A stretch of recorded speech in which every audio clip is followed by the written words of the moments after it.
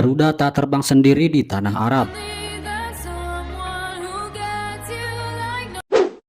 Putaran keempat kualifikasi Piala Dunia 2026 zona Asia akan menjadi ujian sejati bagi timnas Indonesia.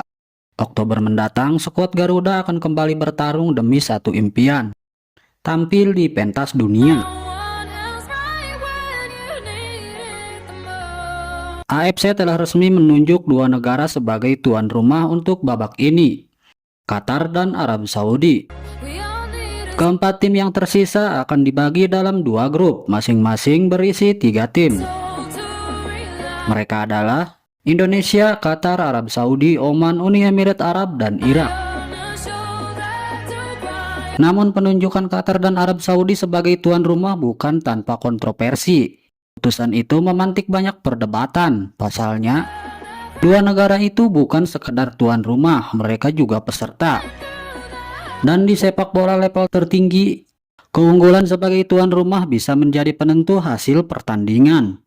Protes pun dilayangkan oleh negara-negara lain yang merasa dirugikan. Mereka mendesak agar pertandingan digelar di tempat netral. Namun suara mereka tak digubris, AFC tetap pada keputusannya. Qatar dan Arab Saudi tidak hanya bermain, mereka juga mengatur panggung.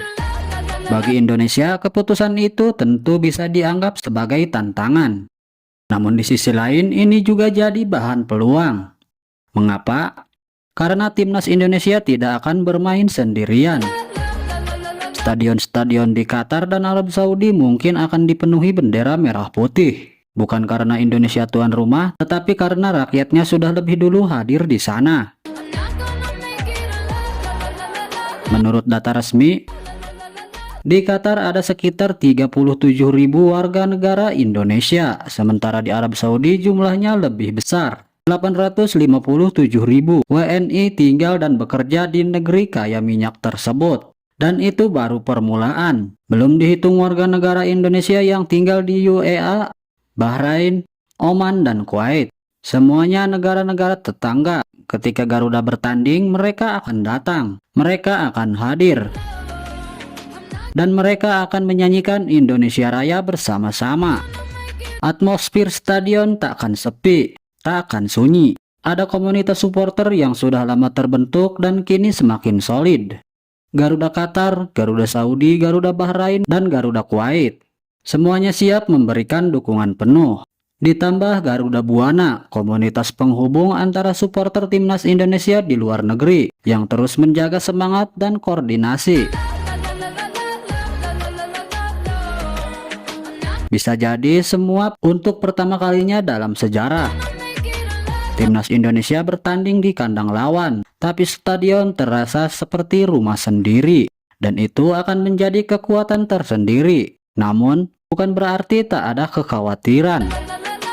Yang menjadi sorotan bukan hanya lawan di atas lapangan, tetapi juga lawan di luar permainan. Fair play dan faktor non-teknis menjadi perhatian besar bagi para pendukung Garuda. Tekanan publik, wasit, bahkan atmosfer di luar lapangan bisa menjadi bagian dari permainan lain yang tak tertulis di papan skor. Meski begitu, timnas Indonesia datang bukan untuk mengeluh. Mereka datang untuk bertanding. Bukan untuk menyalahkan kondisi, tetapi untuk membuktikan bahwa Garuda memang siap terbang lebih tinggi. Sejarah baru sedang disusun. Tim yang dulu hanya jadi pelengkap grup kini berdiri sejajar dengan negara-negara besar Asia. Mereka bukan lagi anak bawang di antara kekuatan Timur Tengah. Kini mereka adalah lawan yang patut diperhitungkan.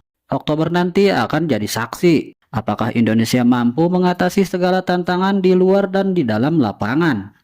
Apakah dukungan ratusan ribu WNI cukup menjadi bahan bakar untuk mewujudkan mimpi yang selama ini digantung di langit?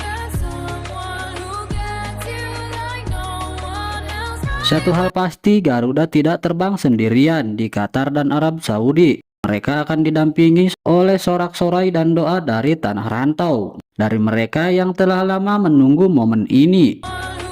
Ini bukan sekedar pertandingan, ini tentang harga diri. Ini tentang tekad untuk tidak lagi jadi penonton di Piala Dunia. Ini tentang membuktikan bahwa saat merah putih berkibar semua bisa terjadi. Dan ketika peluit dibunyikan, Indonesia tidak hanya bertanding untuk menang, Indonesia bertanding untuk sejarah.